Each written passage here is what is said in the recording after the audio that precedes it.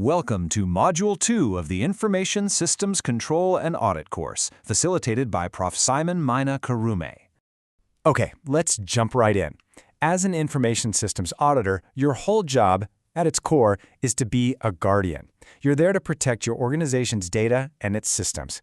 But think about it. How can you possibly protect against an enemy you don't even understand? You can't. You've got to know what you're up against, the threats, the attackers, and their tactics. So that's our mission for today, to really understand the enemy. And the first thing we have to do is clearly define the battlefield.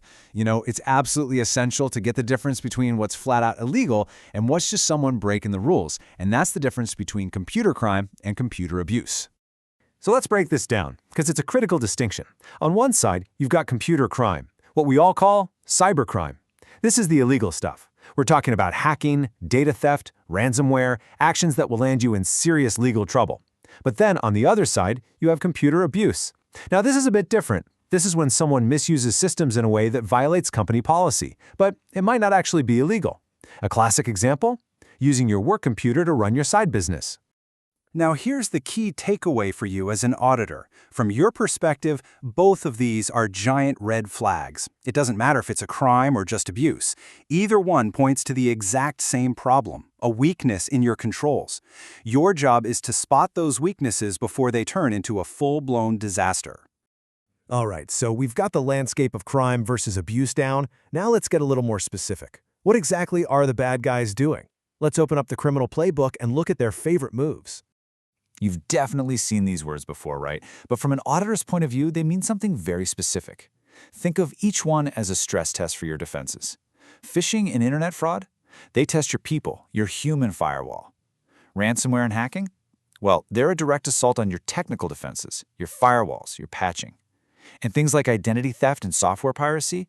They go right after your data protection and access controls. Every single one of these is a direct challenge to a specific safeguard you have to evaluate. Okay, so we know what they're doing. But the next big question is, who are they? Understanding the profile of the abuser is just as important as knowing the attack method. It helps you anticipate what they might do next. First up, we have the misfeasor. This is your classic insider threat. We're not talking about some hacker in a dark room halfway across the world. No. This could be an employee, a contractor, someone you've already given the keys to the kingdom. They have legitimate access, they're supposed to be there, but they're using that access for things they absolutely shouldn't be doing.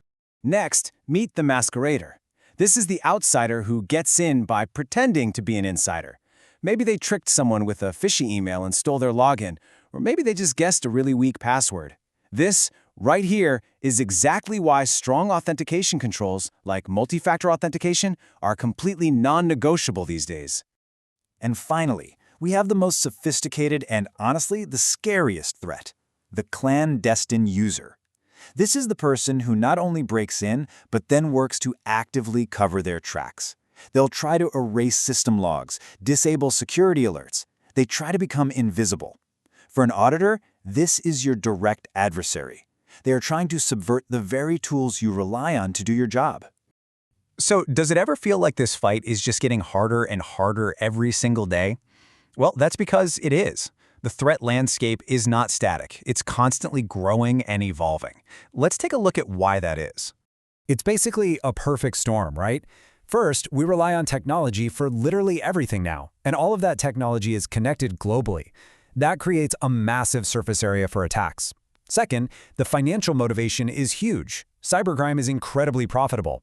And what enables all of this? Far too often, it's just weak security practices that leave the digital doors and windows wide open. Now, where do all these criminals hang out? Where do they buy their tools and sell the data they steal? A lot of the time it happens in a hidden corner of the internet. So let's take a quick look into this digital underworld, the dark web. So what is this place we've all heard so much about? It sounds all mysterious and complicated, but the actual concept behind it is pretty straightforward. At its core, it's just a part of the internet that isn't indexed by normal search engines like Google. You need special software, like the Tor browser, to even get there. And its main feature, its whole reason for existing, is anonymity. It's built to hide who you are and where you are, which, as you can probably guess, is a real double-edged sword. And that's because anonymity itself isn't necessarily a bad thing. It can be a vital tool for journalists, for activists in repressive regimes, or just for regular people who value their privacy. But that very same anonymity creates the perfect hidden marketplace for crime.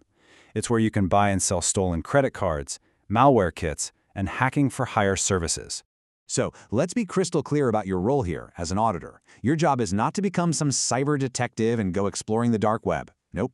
Your job is to understand that it's a major source of new and emerging threats and then make sure your organization is properly defended.